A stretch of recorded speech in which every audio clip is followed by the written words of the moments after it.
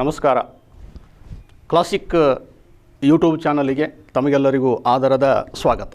ನಾನು MI ಸನ್ಮನಿ. ಭಾರತ ಸಂವಿಧಾನದ ಉಪನ್ಯಾಸಕರಾಗಿ ಸೇವೆ ಸಲ್ಲಿಸ್ತಾ ಇದ್ದೇವೆ. ಹೋದ ಕ್ಲಾಸ್ ಒಳಗೆ ಭಾರತ ಸಂವಿಧಾನದ ಈ ಟಾಪಿಕ್ಸ್ ಏನಿದಾವೆ ಆ ಟಾಪಿಕ್ಸ್ ಮೇಲೆ ಪ್ರತಿಯೊಂದು ಟಾಪಿಕ್ಸ್ ಬಗ್ಗೆ ನಾನು ಏನು ಮಾಡ್ತಾಯಿದ್ದೇನೆ, ಕ್ವಶನ್ಸನ್ನು ತಮ್ಮ ಮುಂದೆ ಪ್ರಚುರಪಡಿಸ್ತಾ ಇದ್ದೇವೆ.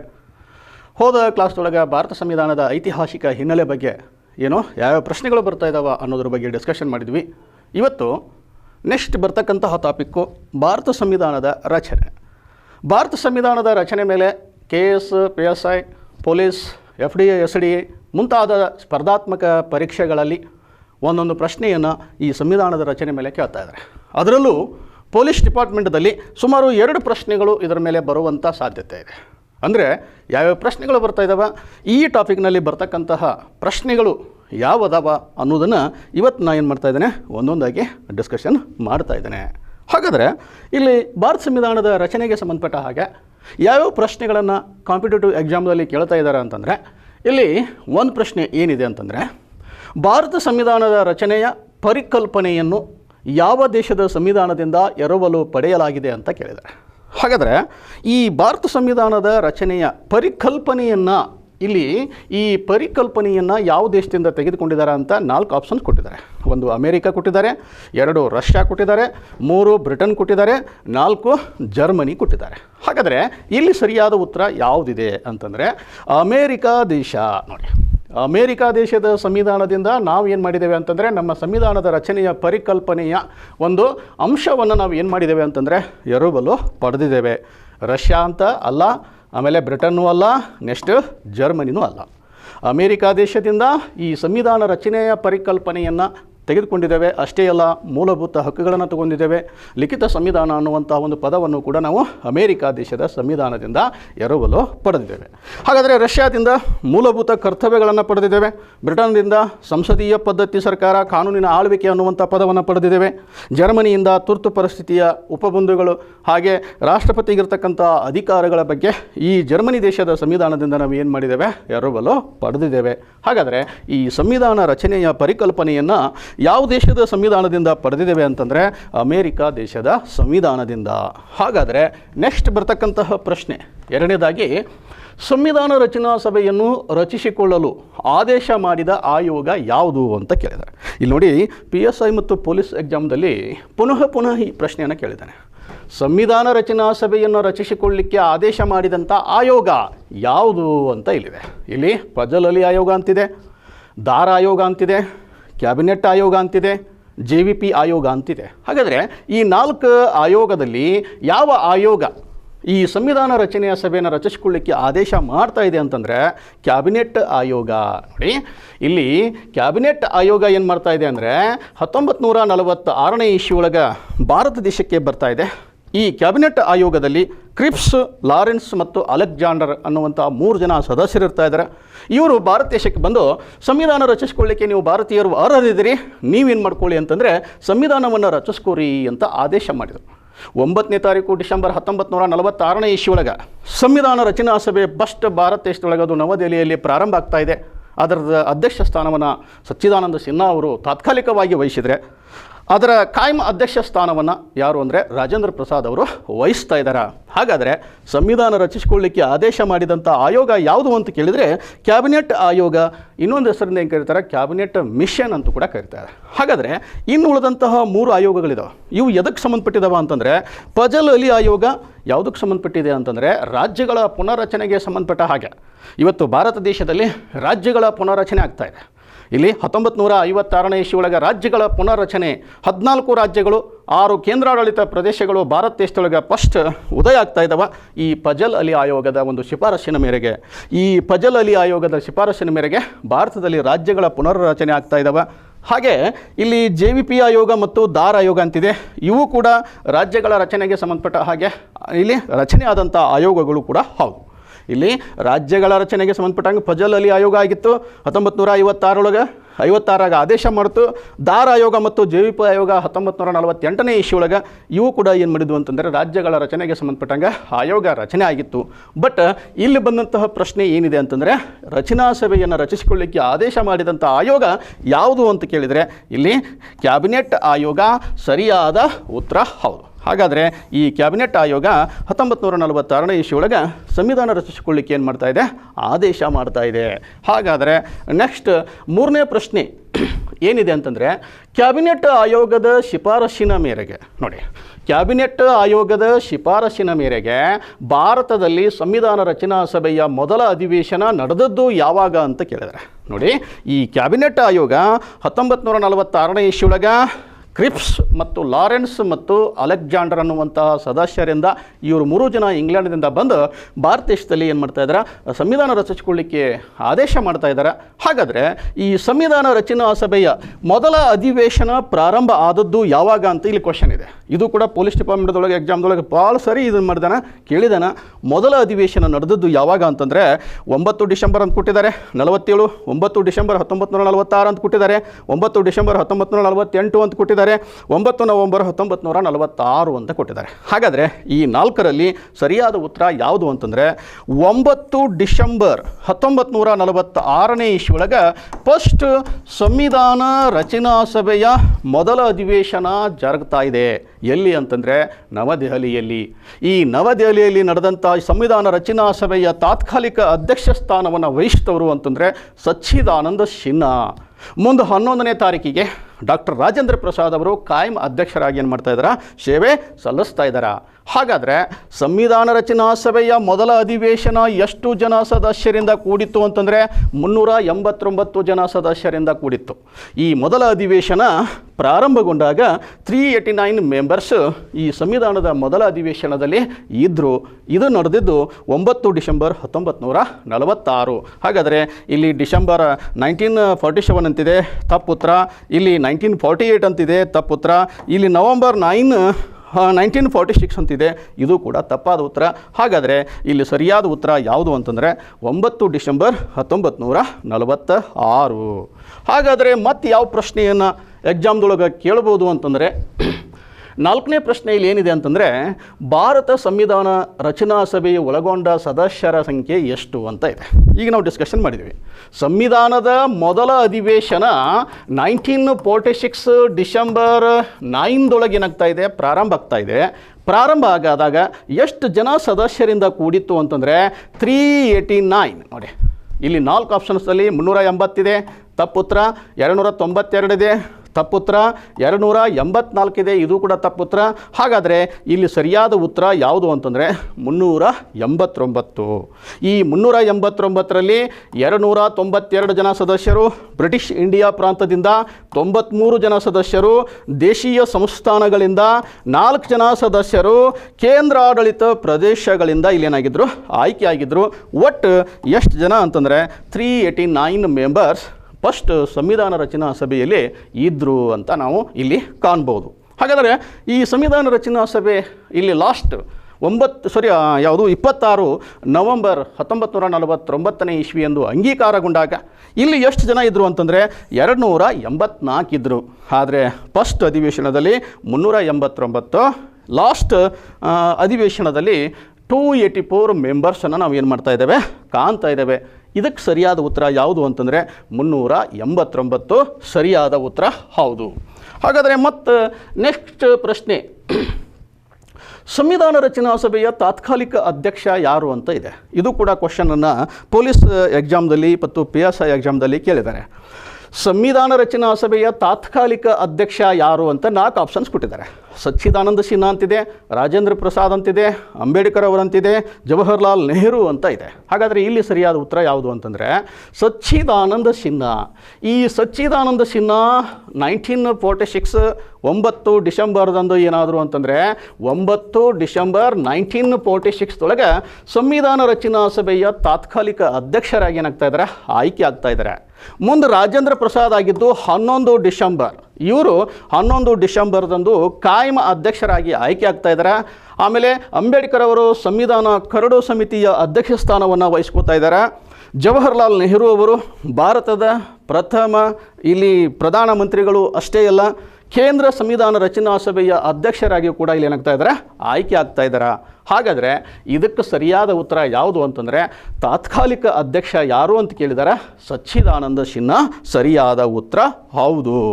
ಹಾಗಾದರೆ ಮತ್ತೆ ಯಾವ ಪ್ರಶ್ನೆಯನ್ನು ಇದರೊಳಗೆ ಕೇಳ್ಬೋದು ಅಂತಂದರೆ ಸಂವಿಧಾನ ರಚನಾ ಸಭೆಯ ಕರಡು ಸಮಿತಿಯ ಅಧ್ಯಕ್ಷ ಅಂತ ಕೇಳಿದ್ದಾರೆ. ನೋಡಿ, ಭಾರತ ಸಂವಿಧಾನ ರಚನಾ ಸಭೆಯ ಕರಡು ಸಮಿತಿಯ ಅಧ್ಯಕ್ಷ ಸ್ಥಾನವನ್ನು ವಹಿಸಿಕೊಂಡವರು ಯಾರು ಅಂತ 4 ಆಪ್ಷನ್ಸ್ ಇದೆ. 1 ಅಂಬೇಡ್ಕರ್ ಇದೆ, 2 ಕೃಷ್ಣಮಾಚಾರಿ ಅಂತಿದೆ, 3 ರಾಜೇಂದ್ರ ಪ್ರಸಾದ್ ಅಂತಿದೆ, 4 ಮಾಧವರಾವ್ ಅಂತ ಇದೆ. ಹಾಗಾದರೆ ಇಲ್ಲಿ ಕರಡು ಸಮಿತಿ ಇಟ್ ಮೀನ್ಸ್ ಇನ್ನೊಂದು ಇದನ್ನು ವರ್ಡ್ KPSC ಒಳಗೆ ಏನು ಮಾಡಿದ್ದಾರೆ ಅಂತಂದರೆ ಬರವಣಿಗೆ ಸಮಿತಿ ಅಂತೂ ಕೂಡ ಇಲ್ಲಿ ಏನು ಮಾಡಿದ್ದಾರೆ, ಉಲ್ಲೇಖ ಮಾಡಿದ್ದಾರೆ. ಬರವಣಿಗೆ ಸಮಿತಿ ಅಂದರೂ ಒಂದೇ, ಕರಡು ಸಮಿತಿ ಅಂದರೂ ಒಂದೇ. It means drafting committee. ಈ ಡ್ರಾಫ್ಟಿಂಗ್ ಕಮಿಟಿ ಅಧ್ಯಕ್ಷ ಸ್ಥಾನವನ್ನು ವಹಿಸ್ಕೊಂಡವ್ರು ಯಾರು ಅಂತಂದರೆ ಡಾಕ್ಟರ್ BR ಅಂಬೇಡ್ಕರ್ ಸರಿಯಾದ ಉತ್ತರ ಹೌದು. ಹಾಗಾದರೆ ಇಲ್ಲಿ 3 ದರ ಇವರು ಸರಿಯಾದ ಉತ್ತರ ಅಲ್ಲ. ಆದರೆ TT ಕೃಷ್ಣಮಾಚಾರಿ ನೆಕ್ಸ್ಟ್ ಮಾಧವರಾವ್ ಇವರಿಬ್ಬರು ಕರಡು ಸಮಿತಿಯ ಸದಸ್ಯತ್ವವನ್ನು ವಹಿಸಿದರು. ಅಂದರೆ ಕರಡು ಸಮಿತಿಯಲ್ಲಿ 1+6 = 7 ಮೆಂಬರ್ಸ್ ಇದ್ದರು. 1+6 = 7 ಮೆಂಬರ್ಸ್. ಈ 7 ಮೆಂಬರ್ಸ್ದಲ್ಲಿ ಅಂಬೇಡ್ಕರ್ ಅವರು ಅಧ್ಯಕ್ಷ ಸ್ಥಾನ, ಆಮೇಲೆ ಕೃಷ್ಣಮಾಚಾರಿ ಸದಸ್ಯತ್ವವನ್ನು, ಮಾಧವರಾವ್ ಅವರು ಕೂಡ ಏನು ಮಾಡಿದರು, ಸದಸ್ಯತ್ವವನ್ನು ವಹಿಸಿದ್ರು. ಆಮೇಲೆ ಗೋಪಾಲಸ್ವಾಮಿ ಅಯ್ಯಂಗಾರ್, ಕೃಷ್ಣಸ್ವಾಮಿ ಅಯ್ಯರ್, ಆಮೇಲೆ KM ಮುನ್ಷಿ, ಆಮೇಲೆ ಮೊಹಮ್ಮದ್ ಸಾದುಲ್ಲಾ ಕೂಡ ಇದರ ಸದಸ್ಯತ್ವವನ್ನು ವಹಿಸಿದರು. ಹಾಗಾದರೆ ಇಲ್ಲಿ ರಾಜೇಂದ್ರ ಪ್ರಸಾದ್ ಅವರು ಸಂವಿಧಾನ ರಚನಾ ಸಭೆಯ ಕಾಯಮ ಅಧ್ಯಕ್ಷ ಸ್ಥಾನವನ್ನು ವಹಿಸಿದಂಥ ಒಬ್ಬ ಮಹಾನ್ ವ್ಯಕ್ತಿ ಕೂಡ ಹೌದು. ಭಾರತ ದೇಶದ ಪ್ರಥಮ ರಾಷ್ಟ್ರಪತಿಗಳು ಕೂಡ ಹೌದು. ಹಾಗಾದರೆ ಇದಕ್ಕೆ ಸರಿಯಾದ ಉತ್ತರ ಯಾವುದು ಅಂತಂದರೆ BR ಅಂಬೇಡ್ಕರ್ ಅವರು ಇಲ್ಲಿ ಕರಡು ಸಮಿತಿ ಇಟ್ ಮೀನ್ಸ್ ಡ್ರಾಫ್ಟಿಂಗ್ ಕಮಿಟಿಯ ಅಧ್ಯಕ್ಷ ಸ್ಥಾನವನ್ನು ವಹಿಸಿದ್ರು ಅಂತ ನಾವು ಇಲ್ಲಿ ಮಾಡ್ಬೋದು, ಕಾಣ್ಬೋದು. ಇದು ಪ್ರಶ್ನೆಯನ್ನು ಪೊಲೀಸ್ ಡಿಪಾರ್ಟ್ಮೆಂಟಲ್ಲಿ ಪುನಃ ಏನು ಮಾಡ್ತಾ ಇದ್ದಾರೆ, ಕೇಳ್ತಾ ಇದ್ದಾರೆ. ಹಾಗಾದರೆ ಮತ್ತೆ ಯಾವ ಪ್ರಶ್ನೆಯನ್ನು ಕೇಳ್ತಾ ಇದ್ದಾರೆ,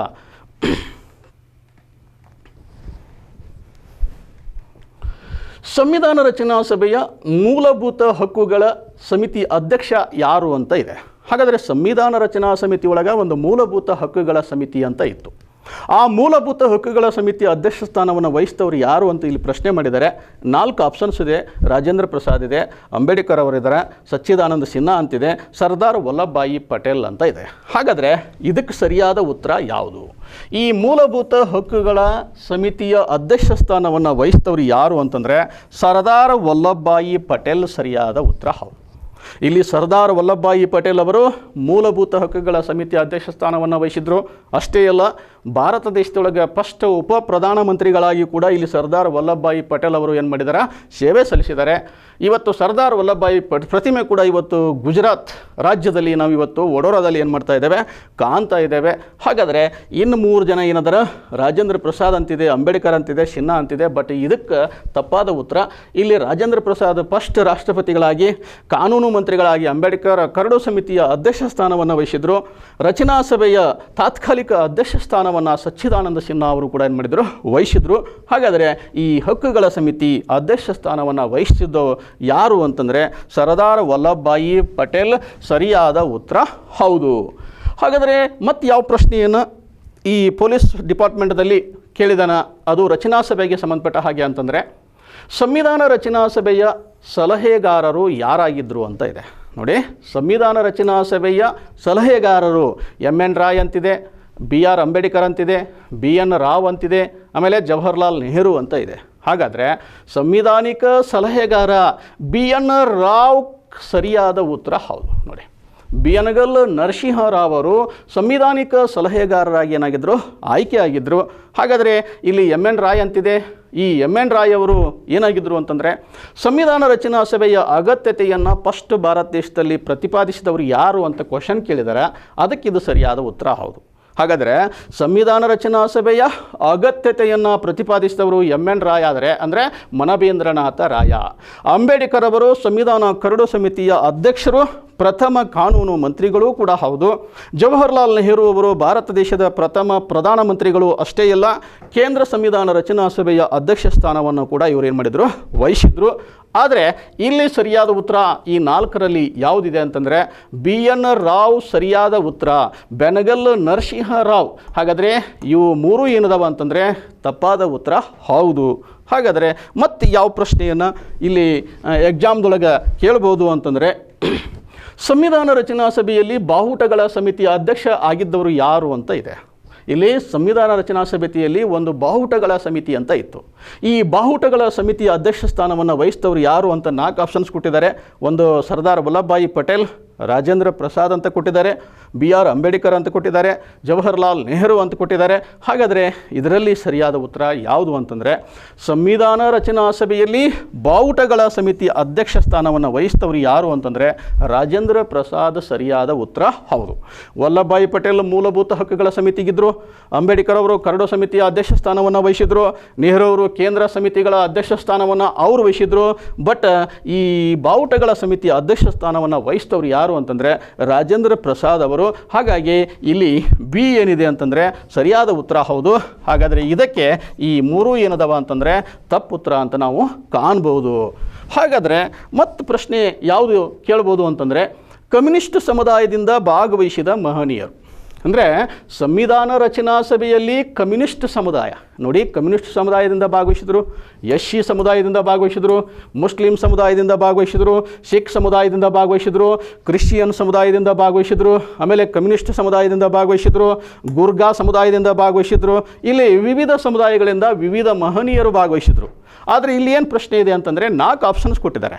4 ಆಪ್ಷನ್ಸ್ದಲ್ಲಿ ಕಮ್ಯುನಿಸ್ಟ್ ಸಮುದಾಯದಿಂದ ಭಾಗವಹಿಸಿದವರು ಯಾರು, ಇದನ್ನು PSI ಎಕ್ಸಾಮ್ದೊಳಗೆ ಕ್ವಶನ್ ಕೇಳಿದ್ದಾನೆ.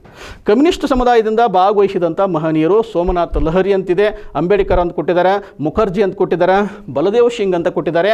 ಹಾಗಾದರೆ ಈ 4ರಲ್ಲಿ ಸರಿಯಾದ ಉತ್ತರ ಯಾವುದು ಅಂತಂದರೆ ಸೋಮನಾಥ್ ಲಹರಿ ಕಮ್ಯುನಿಸ್ಟ್ ಸಮುದಾಯದಿಂದ ಭಾಗವಹಿಸಿದಂಥ ಮಹನೀಯ ಹೌದು. ಕಮ್ಯುನಿಸ್ಟ್ ಸಮುದಾಯದಿಂದ ಭಾಗವಹಿಸಿದಂಥ ಏಕೈಕ ಒಬ್ಬ ಮಹನೀಯ ಇಲ್ಲಿ ಸೋಮನಾಥ್ ಲಹರಿ ಸರಿಯಾದ ಉತ್ತರ. ಹಾಗಾದರೆ ಅಂಬೇಡ್ಕರ್ ಅವರು ಭಾಗವಹಿಸಿದ್ದು SC ಸಮುದಾಯದಿಂದ, ಮುಖರ್ಜಿಯವರು ಭಾಗವಹಿಸಿದ್ದು ಕ್ರಿಶ್ಚಿಯನ್ ಸಮುದಾಯದಿಂದ, ಸರ್ದಾರ್ ಬಲದೇವ್ ಸಿಂಗ್ ಭಾಗವಹಿಸಿದ್ದು ಸಿಖ್ ಸಮುದಾಯದಿಂದ. ಇಲ್ಲಿ ನೋಡಿ, ಸಿಖ್ ಸಮುದಾಯದಿಂದ ಬಲದೇವ್ ಸಿಂಗ್, ಮುಖರ್ಜಿಯವರು ಕ್ರಿಶ್ಚಿಯನ್ ಸಮುದಾಯದಿಂದ, ಅಂಬೇಡ್ಕರ್ ಅವರು SC ಸಮುದಾಯದಿಂದ.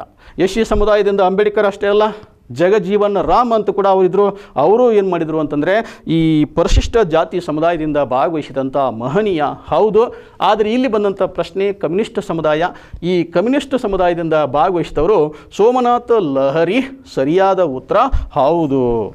ಹಾಗಾದರೆ ಮತ್ತು ಯಾವ ಕ್ವಶನ್ಸ್ ಬರ್ಬೋದು ಅಂತಂದರೆ ಈ ಪ್ರಶ್ನೆಯನ್ನು ಪೊಲೀಸ್ ಡಿಪಾರ್ಟ್ಮೆಂಟ್ದಲ್ಲಿ PSI, FD, SD ಆಮೇಲೆ ಪೊಲೀಸ್ ಇಲ್ಲಿ ವಿವಿಧ ಎಕ್ಸಾಮ್ಗಳಲ್ಲಿ ಇಲ್ಲಿ ಏನು ಕ್ವಶನ್ ಕೇಳ್ತಾ ಇದ್ದಾನೆ ಅಂದರೆ ಕರ್ನಾಟಕ ರಾಜ್ಯದಿಂದ ಸಂವಿಧಾನ ರಚನಾ ಸಭೆಯಲ್ಲಿ ಭಾಗವಹಿಸಿದಂಥ ಕನ್ನಡಿಗರು ಯಾರು ಅಂತ ಕೇಳಿದ್ದಾನೆ. ಹಾಗಾದರೆ ಇಲ್ಲಿ 4 ಆಪ್ಷನ್ಸ್ನಲ್ಲಿ ನಿಜಲಿಂಗಪ್ಪ ಅಂತಿದೆ, S ನಿಜಲಿಂಗಪ್ಪ, KC ರೆಡ್ಡಿ ಅಂತಿದೆ, ಕೆಂಗಲ್ ಹನುಮಂತಯ್ಯ ಅಂತಿದೆ, ಆಮೇಲೆ ಮೇಲಿನ ಎಲ್ಲರೂ ಅಂತ ಇದೆ. ಹಾಗಾದರೆ ಈ 4 ಆಪ್ಷನ್ಸಲ್ಲಿ ಸರಿಯಾದ ಉತ್ತರ ಯಾವುದು ಅಂತಂದರೆ ಇವು 3 ಹೌದು. ಅಂದರೆ ಇಲ್ಲಿ 4ನೇದು ಸರಿಯಾದ ಉತ್ತರ ಅಂದರೆ ಮೇಲಿನ ಎಲ್ಲ. ನಿಜಲಿಂಗಪ್ಪ ಅವರು ಭಾಗವಹಿಸಿದರು, ರೆಡ್ಡಿ ಅವರು ಭಾಗವಹಿಸಿದರು, ಕೆಂಗಲ್ ಹನುಮಂತಯ್ಯ ಭಾಗವಹಿಸಿದರು, ಮಾಧವರಾವ್ ಭಾಗವಹಿಸಿದರು, KT ಭಾಷ್ಯಮ್ ಅವರು ಭಾಗವಹಿಸಿದರು, ಸಿದ್ಧಲಿಂಗಯ್ಯ ಭಾಗವಹಿಸಿದರು, ಪೂನಚ್ಚ ಭಾಗವಹಿಸಿದರು, ಗೋಪಾಲಸ್ವಾಮಿ ಅಯ್ಯಂಗಾರ್ ಅಂತ ಅವರು ಕೂಡ ಭಾಗವಹಿಸಿದರು. ಇಲ್ಲಿ ವಿವಿಧ ಕರ್ನಾಟಕ ರಾಜ್ಯದಿಂದ ಇನ್ನೂ ಕೆಲವೊಂದಷ್ಟು ಮಹನೀಯರು ಕೂಡ ಏನು ಮಾಡಿದ್ದಾರೆ, ಭಾಗವಹಿಸಿದ್ದಾರೆ. ಆದರೆ ಇಲ್ಲಿ ಬಂದಂಥ ಪ್ರಶ್ನೆ 4 ಆಪ್ಷನ್ಸ್ದಲ್ಲಿ ಯಾವುದು ಸರಿ ಅಂತ ಇದೆ. ಈ 4 ಆಪ್ಷನ್ಸಲ್ಲಿ ಇವರು 3 ಮಂದಿ ಭಾಗವಹಿಸಿದರು. S ನಿಜಲಿಂಗಪ್ಪನೂ ಭಾಗವಹಿಸಿದರು, ರೆಡ್ಡಿಯವರು ಭಾಗವಹಿಸಿದರು, ಕೆಂಗಲ್ ಹನುಮಂತಯ್ಯ. ಇವರು 3 ಜನ ಕರ್ನಾಟಕ ರಾಜ್ಯದ ಮಾಜಿ ಮುಖ್ಯಮಂತ್ರಿಗಳು ಕೂಡ ಹೌದು. ಕರ್ನಾಟಕವನ್ನು ಆಳಿದಂಥ ಮಾಜಿ ಮುಖ್ಯಮಂತ್ರಿಗಳು ಇವರು ಕೂಡ ಸಂವಿಧಾನ ರಚನಾ ಸಭೆಯಲ್ಲಿ ಇವರು 3 ಜನ ಭಾಗವಹಿಸಿದರು. ಹಾಗಾದರೆ ಇದಕ್ಕೆ ಸರಿಯಾದ ಉತ್ತರ ಯಾವುದು ಅಂತಂದರೆ ಮೇಲಿನ ಎಲ್ಲರೂ. ಹಾಗಾದರೆ ಈ ಪ್ರಶ್ನೆಯನ್ನು ಕೂಡ ಭಾಳ ಸರಿ ಏನು ಮಾಡಿದ್ದಾರೆ ಅಂತಂದರೆ ಎಕ್ಸಾಮ್ದೊಳಗೆ ಕೇಳಿದ್ದಾರೆ. ಹಾಗಾದರೆ ಮತ್ತೊಂದು ಪ್ರಶ್ನೆ ಏನಿದೆ ಅಂತಂದರೆ ಭಾರತ ಸಂವಿಧಾನ ರಚನಾ ಸಭೆಯಲ್ಲಿ ಭಾಗವಹಿಸಿದ ಮಹಿಳೆಯರು ಅಂತ ಕೇಳಿದ್ದಾರೆ. ಇಲ್ಲಿ ಕನ್ನಡಿಗರು ಯಾರು ಅಂತಿದೆ, ಆಮೇಲೆ ಮಹಿಳೆಯರು ಕೂಡ ಇಲ್ಲಿ ಏನು ಮಾಡಿದ್ದಾರೆ, ಭಾರತ ಸಂವಿಧಾನ ರಚನಾ ಸಭೆ ಒಳಗೆ ಭಾಗವಹಿಸಿದ್ದಾರೆ. ಆ ಮಹಿಳೆಯರು ಯಾರು ಅಂತ ಕೇಳಿದ್ದಾರೆ. ಇಲ್ಲಿ ಸರೋಜಿನಿ ನಾಯ್ಡು ಅಂತಿದೆ, ಸುಚೇತಾ ಕೃಪಲಾನಿ ಅಂತಿದೆ, ವಿಜಯಲಕ್ಷ್ಮಿ ಪಂಡಿತ್ ಅಂತಿದೆ, ಮೇಲಿನ ಎಲ್ಲರೂ ಅಂತಿದೆ. ಈ ಭಾರತ ಸಂವಿಧಾನ ರಚನಾ ಸಭೆಯಲ್ಲಿ ಭಾಗವಹಿಸಿದಂಥ ಮಹಿಳೆಯರು ಇವರು 3 ಜನ ಸರಿ ಇದ್ದಾರೆ. ಅಂದರೆ ಇಲ್ಲಿ ಸರಿಯಾದ ಉತ್ತರ ಏನು ಅಂತಂದರೆ ಮೇಲಿನ ಎಲ್ಲರೂ ಸರಿಯಾದ ಉತ್ತರ ಹೌದು. ನೋಡಿ, ಭಾರತ ದೇಶದಲ್ಲಿ ಸಂವಿಧಾನ ರಚನಾ ಸಭೆಯಲ್ಲಿ ಸುಮಾರು 15 ಜನ ಮಹಿಳೆಯರು ಭಾಗವಹಿಸಿದರು. ಅವರಲ್ಲಿ ಸರೋಜಿನಿ ನಾಯ್ಡು ಹೌದು, ಸುಚೇತಾ ಕೃಪಲಾನಿ ಹೌದು, ವಿಜಯಲಕ್ಷ್ಮಿ ಪಂಡಿತ್ ಹೌದು, ಬೇಗಂ ರಾಸುಲ್ಲಾ ಹೌದು, ರಾಜಕುಮಾರಿ ಅಮೃತ ಕೌರ್ ಅವರು ಹೌದು, ರೇಣುಕಾ ರಾಯ್ ಅವರು ಹೌದು, ದ್ರಾಕ್ಷಾಯಿಣಿ ಅವರು ಕೂಡ ಹೌದು, ಹನ್ಸ ಮೆನನ್ ಅಂತ ಇದ್ದರು ಅವರು ಕೂಡ ಹೌದು. ಇನ್ನೂ ಸಹ ಸುಮಾರು ಜನ ಏನು ಮಾಡಿದ್ದಾರೆ ಅಂತಂದರೆ ಭಾರತ ಸಂವಿಧಾನ ರಚನಾ ಸಭೆಯೊಳಗೆ ಭಾಗವಹಿಸಿದಂಥ ಮಹಿಳೆಯರು ಹೌದು. ಹಾಗಾದರೆ ಇಲ್ಲಿ ಸರಿಯಾದ ಉತ್ತರ 3 ಸರಿ ಇದ್ದಾವೆ. ಆಮೇಲೆ 4ನೇ ಆಪ್ಷನ್ಸ್ ಏನಿದೆ ಮೇಲಿನ ಎಲ್ಲ ಅಂತಿದೆ. ಹಾಗಾದರೆ ಈ ಮೇಲಿನ ಎಲ್ಲ ಅಂತಂದರೆ ಇದು ಸರಿಯಾದ ಉತ್ತರ ಹೌದು. ಹಾಗಾದರೆ ಭಾರತ ಸಂವಿಧಾನ ರಚನಾ ಸಭೆಗೆ ಸಂಬಂಧಪಟ್ಟ ಹಾಗೆ ಮತ್ತು ಯಾವ ಪ್ರಶ್ನೆಯನ್ನು ಕೇಳ್ಬೋದು ಅಂತಂದರೆ, ಭಾರತ ಸಂವಿಧಾನ ಎಷ್ಟು ಸಮಿತಿಗಳ ಮೂಲಕ ಅಂಗೀಕಾರವಾಯಿತು ಅಂತ ಇದೆ. ನೋಡಿ, ಭಾರತ ಸಂವಿಧಾನ ಎಷ್ಟು ಸಮಿತಿಗಳ ಮೂಲಕ ಅಂಗೀಕಾರ. ಭಾರತ ಸಂವಿಧಾನ ಯಾವಾಗ ಅಂಗೀಕಾರ ಆಯಿತು ಅಂತಂದರೆ 26 ನವಂಬರ್ 1949 ಅಂಗೀಕಾರ ಆಯಿತು. ಭಾರತ ಸಂವಿಧಾನ ಅಂಗೀಕಾರ ಆದದ್ದು 26 ನವಂಬರ್ 1949. ಹಾಗಾದರೆ ಆ ಸಂದರ್ಭದಲ್ಲಿ ಎಷ್ಟು ಸಮಿತಿಗಳ ಮೂಲಕ ಅಂಗೀಕಾರ ಆಯಿತು ಅಂತ ಕೇಳಿದ್ದಾರೆ. 20 ಸಮಿತಿ ಅಂತಿದೆ, 21 ಸಮಿತಿ ಅಂತಿದೆ, 22 ಸಮಿತಿ ಅಂತಿದೆ, 11 ಸಮಿತಿ ಅಂತಿದೆ. ಹಾಗಾದರೆ ಇದರಲ್ಲಿ ಸರಿಯಾದ ಉತ್ತರ ಯಾವುದು ಅಂತಂದರೆ 22 ಸಮಿತಿಗಳ ಮೂಲಕ. ನೋಡಿ, 22 ಸಮಿತಿಗಳ ಮೂಲಕ ಇಲ್ಲಿ ಏನು ಮಾಡ್ತು ಅಂತಂದರೆ ಭಾರತ ಸಂವಿಧಾನ 2 ವರ್ಷ 11 ತಿಂಗಳು 18 ದಿನಗಳನ್ನು ತೆಗೆದುಕೊಂಡು ಅಂಗೀಕಾರ ಆಯಿತು. ಮುಂದಿದು ಏನಾಯಿತು, 26ನೇ ತಾರೀಕು 1950 ಒಳಗೆ ಭಾರತ ಸಂವಿಧಾನ ಏನಾಯಿತು, ಜಾರಿಗೆ ಬಂದಿತು. ಅವತ್ತಿನಿಂದ ಇವತ್ತು ಭಾರತ ಸಂವಿಧಾನ ಜಾರಿಗೆ ಬಂದಂಥ ದಿನ ಅಂತ 26ನೇ ತಾರೀಕು ಜನವರಿ ನಾವು ಏನು ಮಾಡ್ತಾ ಇದ್ದೇವೆ, ಗಣರಾಜ್ಯೋತ್ಸವ ದಿನ ಅಂತ ಆಚರಣೆ ಮಾಡ್ತಾ ಇದ್ದೇವೆ. ಈ ಗಣರಾಜ್ಯೋತ್ಸವ ದಿನಕ್ಕೆ ಬೇರೆ ದೇಶದಿಂದ ಮುಖ್ಯ ಅತಿಥಿಗಳನ್ನು ಆಹ್ವಾನಿಸ್ತಾ ಇದ್ದೇವೆ. ಈಗ ಹೋದ ವರ್ಷ ಏನಾಯಿತು ಅಥವಾ ಈ ವರ್ಷ ಏನಾಯಿತು ಅಂತಂದರೆ ಈ ಕೋವಿಡ್ ಪರಿಣಾಮದಿಂದ ಬೇರೆ ದೇಶದವರನ್ನ ಆಹ್ವಾನ ಮಾಡಲಿಕ್ಕೆ ಆಗಲಿಲ್ಲ. ನೆಕ್ಸ್ಟ್ ಬರ್ತಕ್ಕಂಥ 2022 ಜನವರಿಗೆ ಮತ್ತೆ ಯಾರು ಬರ್ತಾರೆ ಅನ್ನೋದನ್ನ ಏನು ಮಾಡೋಣ, ಕಾದು ನೋಡೋಣ. ಹಾಗಾದರೆ ಈ ಭಾರತ ಸಂವಿಧಾನ ಅಂಗೀಕಾರ ಆದಾಗ ಎಷ್ಟು ಸಮಿತಿಗಳ ಮೂಲಕ ಆಯಿತು ಅಂತಂದರೆ 22 ಸಮಿತಿಗಳ ಮೂಲಕ ಆಯಿತು. ಹಾಗಾದರೆ 20 ಅಂತಿದೆ ತಪ್ಪುತ್ತರ, 21 ಅಂತಿದೆ, 11 ಅಂತಿದೆ, ಇವು 3 ತಪ್ಪದವ. ಹಾಗಾದರೆ ಇಲ್ಲಿ ಸರಿಯಾದ ಉತ್ತರ 22 ಸಮಿತಿಗಳ ಮೂಲಕ. ಸಂವಿಧಾನ ಅಂಗೀಕಾರ ಆಗಲು ತೆಗೆದುಕೊಂಡಂಥ ಸಮಯವೆಷ್ಟು ಅಂತ ಇದೆ. ಇದು ಪ್ರಶ್ನೆಯನ್ನು ಪೊಲೀಸ್ ಡಿಪಾರ್ಟ್ಮೆಂಟ್ದಲ್ಲಿ, FDA ಎಕ್ಸಾಮ್ದಲ್ಲಿ, ಟೀಚರ್ ಪೋಸ್ಟ್ನಲ್ಲಿ ಭಾಳ ಸಾರಿ ಏನು ಮಾಡಿದ್ದಾರೆ ಅಂತಂದರೆ ಕೇಳಿದ್ದಾರೆ. ಭಾರತ ಸಂವಿಧಾನವು ಅಂಗೀಕಾರ ಆಗಲಿಕ್ಕೆ ತೆಗೆದುಕೊಂಡಂಥ ಸಮಯ ಇಲ್ಲಿ ಏನಿದೆ, 2 ವರ್ಷ 11 ತಿಂಗಳು 18 ದಿನ ಅಂತಿದೆ, 2 ವರ್ಷ 5 ತಿಂಗಳು 10 ದಿನ ಅಂತಿದೆ, 2 ವರ್ಷ 10 ತಿಂಗಳು 18 ದಿನ ಅಂತಿದೆ, 2 ವರ್ಷ 6 ತಿಂಗಳು 5 ದಿನ ಅಂತ ಇದೆ. ಹಾಗಾದರೆ ಇಲ್ಲಿ ಸರಿಯಾದ ಉತ್ತರ ಯಾವುದು ಅಂತ ಕೇಳಿದ್ದಾರೆ. ಹಾಗಾದರೆ ಭಾರತ ಸಂವಿಧಾನವು 2 ವರ್ಷ 11 ತಿಂಗಳು 18 ದಿನಗಳನ್ನು ತೆಗೆದುಕೊಂಡು 26ನೇ ತಾರೀಕು ನವಂಬರ್ 1949 ಏನಾಯಿತು ಅಂತಂದರೆ ಅಂಗೀಕಾರ ಆಯಿತು. ಅಂಗೀಕಾರ 26 ನವಂಬರ್ 1949ನೇ ಇಸ್ವಿಯೊಳಗಾಯಿತು. ಈ ಅಂಗೀಕಾರದ ಆದಾಗ ಅದು ಎಷ್ಟು ಅವಧಿ ತೆಗೆದುಕೊಂಡಿತ್ತು ಅಂತಂದರೆ 2 ವರ್ಷ 11 ತಿಂಗಳು 18 ದಿನಗಳನ್ನು ಭಾರತ ಸಂವಿಧಾನ ಇಲ್ಲಿ ತೆಗೆದುಕೊಂಡಂಥ ಕಾಲಾವಕಾಶ ಸರಿಯಾದ ಉತ್ತರ ಹೌದು. ಹಾಗಾದರೆ ಎರಡನೇದ್ದು 2 ವರ್ಷ 5 ತಿಂಗಳಂತಿದೆ, ಇದು ತಪ್ಪು ಉತ್ತರ. 2 ವರ್ಷ 10 ತಿಂಗಳಂತಿದೆ, ಇದು ತಪ್ಪಾದ ಉತ್ತರ. 2 ವರ್ಷ 6 ತಿಂಗಳಂತಿದೆ, ಇದು ತಪ್ಪಾದ ಉತ್ತರ. ಹಾಗಾದರೆ ಇಲ್ಲಿ ಸರಿಯಾದ ಉತ್ತರ ಯಾವುದು ಅಂತಂದರೆ 2 ವರ್ಷ 11 ತಿಂಗಳು 18 ದಿನಗಳನ್ನು ತೆಗೆದುಕೊಂಡು ಭಾರತ ಸಂವಿಧಾನ ಏನಾಯಿತು 26ನೇ ತಾರೀಕು ನವಂಬರ್ 1949ನೇ ಇಸ್ವಿಯಂದು ಅಂಗೀಕಾರ ಆಯಿತು.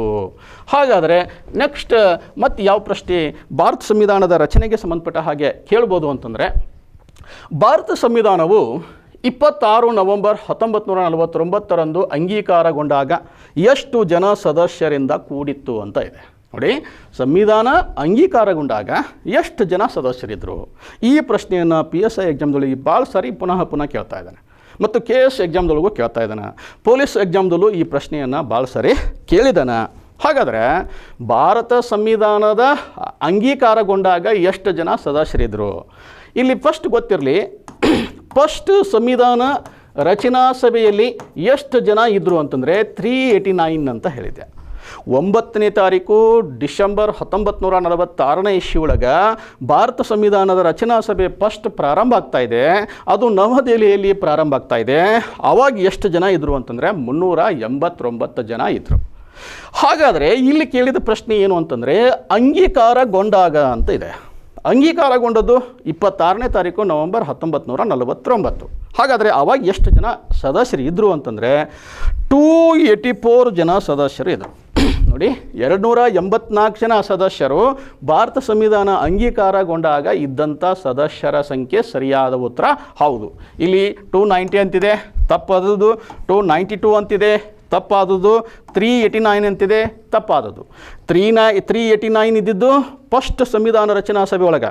ಆದರೆ ಲಾಸ್ಟ್ ಅಂಗೀಕಾರಗೊಂಡಾಗ 22 ಸಮಿತಿಗಳನ್ನು ಮೂಲಕ ಇದು ಅಂಗೀಕಾರಗೊಂಡಾಗ ಇದ್ದಂಥ ಸದಸ್ಯರು ಎಷ್ಟು ಅಂತಂದರೆ 284 ಜನ ಸದಸ್ಯರು.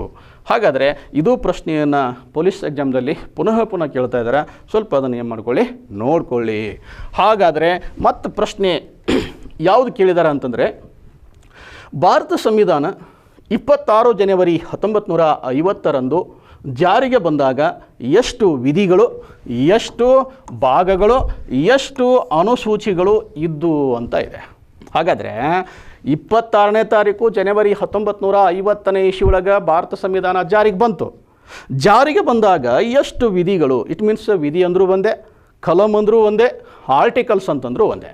ಭಾಗಗಳು ಪಾರ್ಟ್ಸ್, ಆಮೇಲೆ ಅನುಸೂಚಿಗಳು ಶೆಡ್ಯೂಲ್ಸ್, ಎಷ್ಟು ಆರ್ಟಿಕಲ್ಸ್, ಎಷ್ಟು ಭಾಗಗಳು, ಇಟ್ ಮೀನ್ಸ್ ಪಾರ್ಟ್ಸ್, ಎಷ್ಟು ಶೆಡ್ಯೂಲ್ಸ್ ಇದ್ದು ಅಂತ ಇಲ್ಲಿ ಪ್ರಶ್ನೆ. ಹಾಗಾದರೆ ಇಲ್ಲಿ 4 ಆಪ್ಷನ್ಸ್ ಇದೆ. 390 ವಿಧಿಗಳು, 20 ಭಾಗಗಳು, 10 ಅನುಸೂಚಿಗಳು ಅಂತ ಇದೆ. 395 ವಿಧಿಗಳು, 22 ಭಾಗಗಳು, 12 ಅನುಸೂಚಿಗಳು ಅಂತ ಇದೆ. 300 ವಿಧಿಗಳು, 25 ಭಾಗಗಳು, 12 ಅನುಸೂಚಿಗಳು ಅಂತ ಇದೆ. 450 ವಿಧಿಗಳು, 24 ಭಾಗಗಳು, 12 ಅನುಸೂಚಿಗಳು ಅಂತ ಇದೆ. ಹಾಗಾದರೆ ಈ 4ರಲ್ಲಿ ಸರಿಯಾದ ಉತ್ತರ ಯಾವುದು?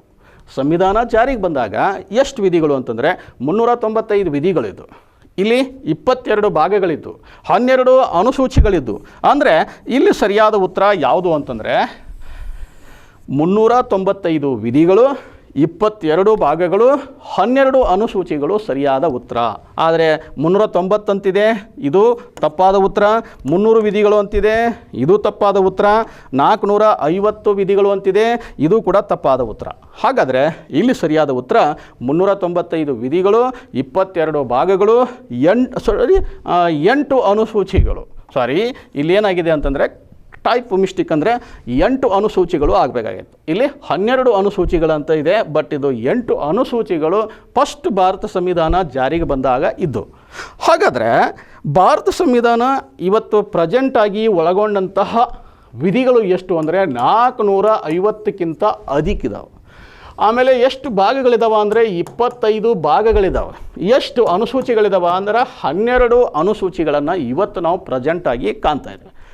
ಸಂವಿಧಾನ ಇವತ್ತು ಪ್ರೆಸೆಂಟಾಗಿ 450ಕ್ಕಿಂತ ಅಧಿಕ ವಿಧಿಗಳನ್ನು ಕಾಣ್ತಾ ಇದ್ದಾವೆ, 25 ಭಾಗಗಳನ್ನು ಕಾಣ್ತಾ ಇದ್ದಾವೆ, 12 ಅನುಸೂಚಿಗಳನ್ನು ಕಾಣ್ತಾ ಇದ್ದಾವೆ. ಹಾಗಾದರೆ ಇದು ಜಾರಿಗೆ ಬಂದಾಗ ಎಷ್ಟಿತ್ತು ಅಂದರೆ 395 ವಿಧಿಗಳಿದ್ದು, 22 ಭಾಗಗಳಿದ್ದು, 8 ಅನುಸೂಚಿಗಳನ್ನು ಯಾವಾಗ ಕಾಣ್ತಿದ್ವಿ ಅಂತಂದರೆ 26 ಜನವರಿ 1950ರಲ್ಲಿ ಕಾಣ್ತೇವೆ. ಹಾಗಾದರೆ ಇವತ್ತು ಭಾರತ ಸಂವಿಧಾನದ ವಿಧಿಗಳು, ಭಾಗಗಳು ಮತ್ತು ಅನುಸೂಚಿಗಳನ್ನು ಇವತ್ತು ಎಕ್ಸಾಮ್ದಲ್ಲಿ ಏನು ಮಾಡ್ತಾ ಇದ್ದಾರೆ, ಪುನಃ ಇವನು ಕೇಳ್ತಾ ಇದ್ದಾರೆ. ಸ್ವಲ್ಪ ಈ ಸಂಖ್ಯೆಯನ್ನು ಏನು ಮಾಡಿ ನೆನಪಿಟ್ಟುಕೊಳ್ಳಿ.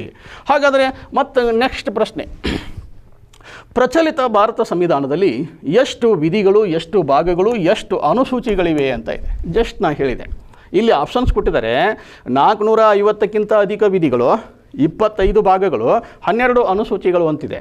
400ಕ್ಕಿಂತ ಅಧಿಕ ವಿಧಿಗಳು, 25 ಭಾಗಗಳು, 12 ಅನುಸೂಚಿಗಳು ಅಂತ ಇದೆ.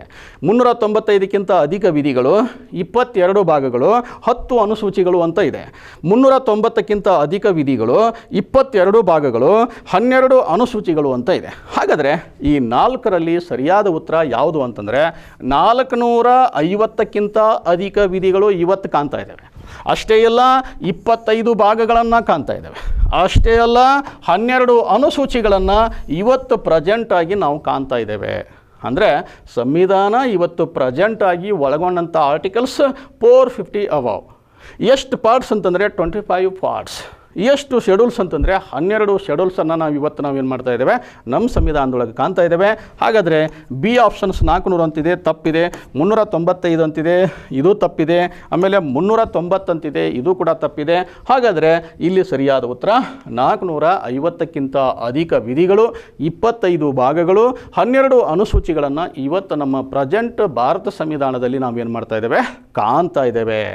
ಹಾಗಾದರೆ ಮತ್ತು ಪ್ರಶ್ನೆ, ಭಾರತ ಸಂವಿಧಾನದ ರಚನೆಗೆ ಸಂಬಂಧಪಟ್ಟಂಗೆ ಮತ್ತೆ ಏನು ಕೇಳ್ಬೋದು ಅಂತಂದರೆ, ಸಂವಿಧಾನದ ಎಷ್ಟನೇ ಭಾಗದಲ್ಲಿ ನೋಡಿ, ಭಾರತ ಸಂವಿಧಾನದ ಎಷ್ಟನೇ ಭಾಗದಲ್ಲಿ ನಾವು ಸಂವಿಧಾನ ಅಂತ ಕರಿಬೇಕು ಅಂತ ಕೇಳ್ತಾ ಇದೆ, ಅಂದರೆ ಹೇಳ್ತಾ ಇದೆ. ಸಂವಿಧಾನದ ಎಷ್ಟನೇ ಭಾಗದಲ್ಲಿ ಸಂವಿಧಾನ ಎಂದು ಕರೆಯಬೇಕೆಂದು ತಿಳಿಸುತ್ತದೆ ಅಂತ ಕ್ವಶನ್ ಇದೆ. ಅಂದರೆ ಭಾರತ ಸಂವಿಧಾನ ಅಂತ ಕರೆಯೋದು ಎಷ್ಟನೇ ಭಾಗದಲ್ಲಿ ಅನ್ನೋದು ಇಲ್ಲಿಯ ಪ್ರಶ್ನೆಯ ಒಂದು ಉತ್ತರಗಳು ಏನಿದಾವೆ ಅಂತಂದರೆ, ಭಾಗ 22 ಅಂತಿದೆ, ಭಾಗ 5 ಅಂತಿದೆ, ಭಾಗ 4 ಅಂತಿದೆ, ಭಾಗ 1 ಅಂತಿದೆ. ಹಾಗಾದರೆ ಇಲ್ಲಿ ಸರಿಯಾದ ಉತ್ತರ ಯಾವುದು ಅಂತಂದರೆ ಭಾಗ 22. ನೋಡಿ, ಭಾಗ 22ರಲ್ಲಿ ಭಾರತ ಸಂವಿಧಾನ ಅಂತ ಉಲ್ಲೇಖ ಇದೆ. ಇವತ್ತು ಭಾಗಗಳು ಎಷ್ಟಿದಾವೆ ಅಂತಂದರೆ 25 ಭಾಗಗಳಂತೇಳಿದೆ. ಈ 25 ಭಾಗಗಳಲ್ಲಿ 22ನೇ ಭಾಗದಲ್ಲಿ ನಾವು ಏನು ಕರಿತಾ ಇದ್ದೇವೆ, ಇವತ್ತು ಭಾರತ ಸಂವಿಧಾನ ಅಂತ ಕರಿತಾ ಇದೆ. ಹಾಗಾದರೆ 5ನೇ ಭಾಗ ಇಲ್ಲಿ ಏನು ಹೇಳ್ತಾ ಇದೆ, ಕೇಂದ್ರ ಸರ್ಕಾರದ ಬಗ್ಗೆ 5ನೇ ಭಾಗ ಹೇಳ್ತಾ ಇದೆ. 4ನೇ ಭಾಗ ಇಲ್ಲಿ ಏನು ಹೇಳ್ತಾ ಇದೆ, ಇಲ್ಲಿ ರಾಜ್ಯ ನೀತಿ ನಿರ್ದೇಶಾತ್ಮಕ ತತ್ವಗಳ ಬಗ್ಗೆ ಹೇಳ್ತಾ ಇದೆ.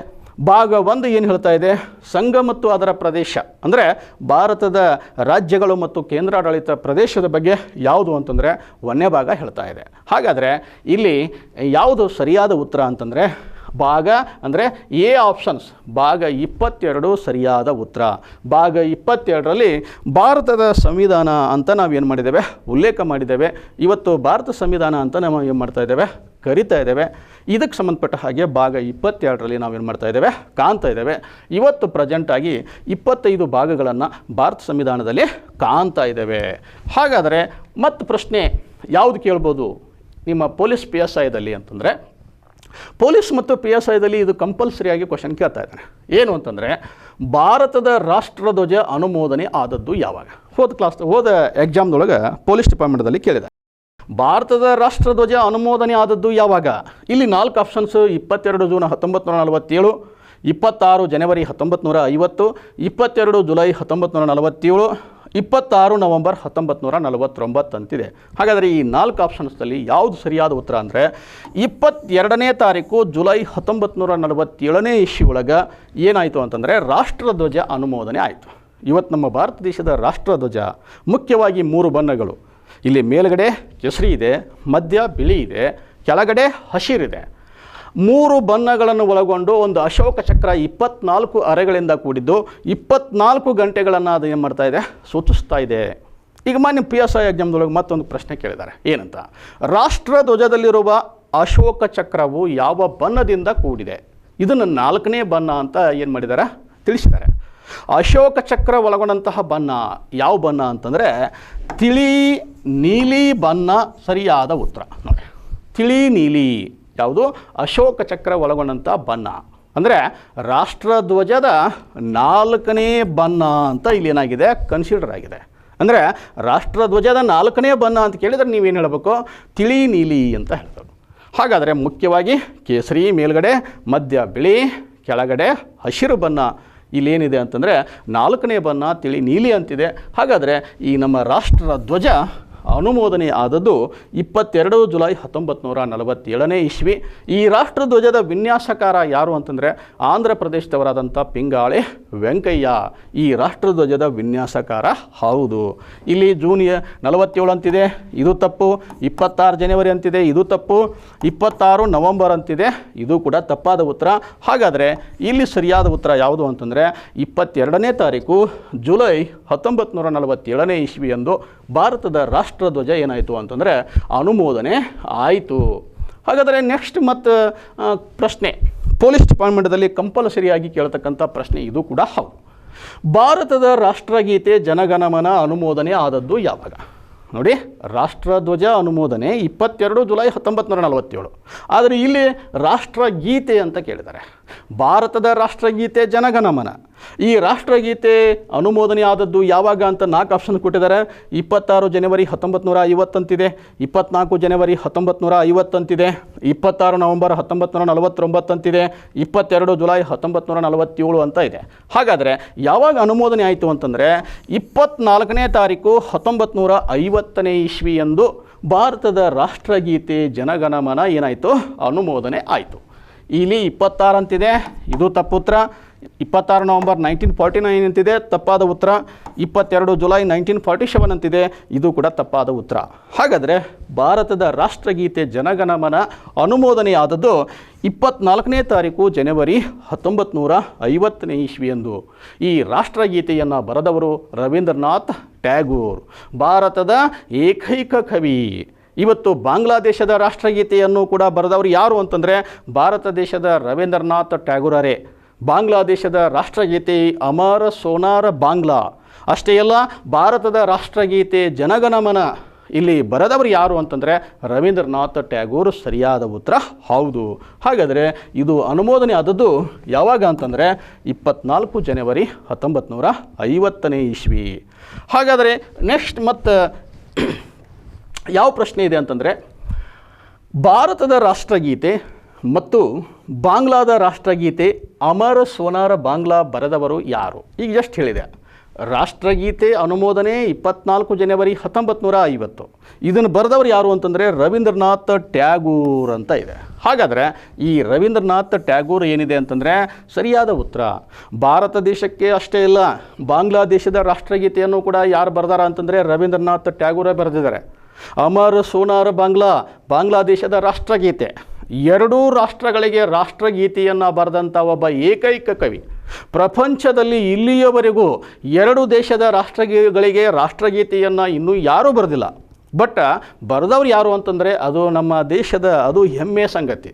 ಇವತ್ತು ಭಾರತ ದೇಶದ ರವೀಂದ್ರನಾಥ್ ಟ್ಯಾಗೂರ್ ಒಬ್ಬ ಏಕೈಕ ಕವಿ. 2 ದೇಶಗಳಿಗೆ ಏನು ಮಾಡಿದ್ದಾರೆ ಅಂತಂದರೆ ರಾಷ್ಟ್ರಗೀತೆಯನ್ನು ಬರೆದಂಥ ಒಬ್ಬ ಮಹಾನ್ ವ್ಯಕ್ತಿ ಅಂತ ನಾವೇನು ಮಾಡ್ಬೋದು, ಉಲ್ಲೇಖ ಮಾಡ್ಬೋದು. ಹಾಗಾದರೆ ನೆಕ್ಸ್ಟ್ ಇಲ್ಲಿ ಬಂಕಿಂ ಚಂದ್ರ ಚಟರ್ಜಿ ಅಂತಿದೆ, ರವೀಂದ್ರನಾಥ್ ಠಾಕೂರ್ ಅಂತಿದೆ, ಕುವೆಂಪು ಅಂತಿದೆ. ಹಾಗಾದರೆ ಬಂಕಿಂ ಚಂದ್ರ ಚಟರ್ಜಿ ಅವರು ಕೂಡ ಒಂದು ಗೀತೆ ಇದೆ, ಯಾವುದು, ವಂದೇ ಮಾತರಂ. ಈ ವಂದೇ ಮಾತರಂ ಕೂಡ ಈ ಬರೆದವ್ರು ಯಾರು ಅಂತಂದರೆ ಬಂಕಿಂ ಚಂದ್ರ ಚಟರ್ಜಿ. ಇಲ್ಲಿ ರವೀಂದ್ರನಾಥ್ ಠಾಕೂರ್ ಅಂತಿದೆ. ಬಟ್ ನಿಮ್ಮ ಎಕ್ಸಾಮ್ದೊಳಗೆ ಸ್ವಲ್ಪ ನೀವು ಗಮನಿಸಬೇಕಾದದ್ದು ಏನು ಅಂತಂದರೆ ಠಾಕೂರ್ ಮತ್ತು ಟ್ಯಾಗೂರು ಸರಿಯಾದ ಉತ್ತರ ಹೌದು. ಬಟ್ ಠಾಕೂರ್ ಅನ್ನೋದು ಏನಾದರೂ ಇದ್ದರೆ ಅದು ತಪ್ಪಾದದ್ದು. ಹಾಗಾದರೆ ಕುವೆಂಪು ಅಂತಿದೆ. ಇವತ್ತು ನಮ್ಮ ನಾಡಗೀತೆ, ಇವತ್ತು ಕರ್ನಾಟಕ ರಾಜ್ಯದ ನಾಡಗೀತೆ ಯಾವುದು, ಜೈ ಭಾರತ ಜನನೀಯ ತನುಜಾತೆ. ಈ ನಾಡಗೀತೆಯನ್ನು ಬರೆದವರು ಯಾರು ಅಂತಂದರೆ ಕುವೆಂಪು ಅವರು. ಬಟ್ ರಾಷ್ಟ್ರಗೀತೆಯನ್ನು ಬರೆದವರು ಯಾರು ಅಂತಂದರೆ ರವೀಂದ್ರನಾಥ್ ಟ್ಯಾಗೂರ್ ಸರಿಯಾದ ಉತ್ತರ ಹೌದು. ಹಾಗಾದರೆ ಮತ್ತು ಯಾವ ಪ್ರಶ್ನೆಯನ್ನು ಭಾರತ ಸಂವಿಧಾನದ ರಚನೆಗೆ ಸಂಬಂಧಪಟ್ಟ ಹಾಗೆ ಇಲ್ಲಿ ಕೇಳ್ತಾ ಇದ್ದಾರೆ ಅಂತಂದರೆ, ಭಾರತ ಸಂವಿಧಾನ ರಚನಾ ಸಭೆಯ ಅಗತ್ಯತೆಯನ್ನು ಪ್ರತಿಪಾದಿಸಿದ ಮೊದಲ ಭಾರತೀಯ ಯಾರು ಅಂತ ಇದೆ ನೋಡಿ. ಭಾರತ ಸಂವಿಧಾನ ರಚನಾ ಸಭೆಯ ಅಗತ್ಯತೆಯನ್ನು ಮೊದಲ ಪ್ರತಿಪಾದಿಸಿದಂತಹ ಫಸ್ಟ್ ಭಾರತೀಯ ಇಲ್ಲಿ MN ರಾಯ್ ಅಂತ ಇದೆ, BN ರಾವ್ ಅಂತ ಇದೆ, ಮಹಾತ್ಮ ಗಾಂಧಿ ಅಂತಿದೆ, ಡಾಕ್ಟರ್ BR ಅಂಬೇಡ್ಕರ್ ಅಂತ ಇದೆ. ಹಾಗಾದರೆ ಇಲ್ಲಿ 4 ಆಪ್ಷನ್ಸ್ನಲ್ಲಿ ಯಾವುದು ಸರಿ ನೋಡಿ. MN ರಾಯ್ ಅವರು ನೋಡಿ 1934ದಲ್ಲಿ ನೋಡಿ 1934ನೇ ಇಸ್ವಿ ಒಳಗೆ ಭಾರತ ಸಂವಿಧಾನ ರಚನಾ ಸಭೆಯ ಅಗತ್ಯತೆಯನ್ನು ಫಸ್ಟ್ ಪ್ರತಿಪಾದಿಸಿದ ಭಾರತೀಯ ಅಂತ ಇದೆ ಮನಬೇಂದ್ರನಾಥ ರಾಯ. ಬಟ್ ಇತ್ತೀಚಿನ ಎಕ್ಸಾಮ್ಗಳಲ್ಲಿ ಅದು KPSC ಎಕ್ಸಾಮ್ದಲ್ಲಿ MN ರಾಯರಿಗಿಂತ ಪೂರ್ವದಲ್ಲಿ ಯಾರು ಅಂತಂದರೆ ಮಹಾತ್ಮ ಗಾಂಧೀಜಿಯವರು ಪ್ರತಿಪಾದಿಸಿದ್ರು ಅಂತ ಇದೆ. ಅಂದರೆ MN ರಾಯ್ ಬಿಫೋರ್ನ ಮಹಾತ್ಮ ಗಾಂಧೀಜಿಯವರು ಏನು ಮಾಡಿದಾರ, ಈ ಸಂವಿಧಾನ ರಚನಾ ಸಭೆಯ ಅಗತ್ಯತೆಯನ್ನು ಫಸ್ಟ್ ಪ್ರತಿಪಾದಿಸಿದವರು ಅಂತ KPSC ಒಳಗೆ ಇವತ್ತೇನು ಮಾಡಿದಾರ, ಸರಿಯಾದ ಉತ್ತರ ಮಹಾತ್ಮ ಗಾಂಧೀಜಿ ಕೊಟ್ಟಿದ್ದಾರೆ.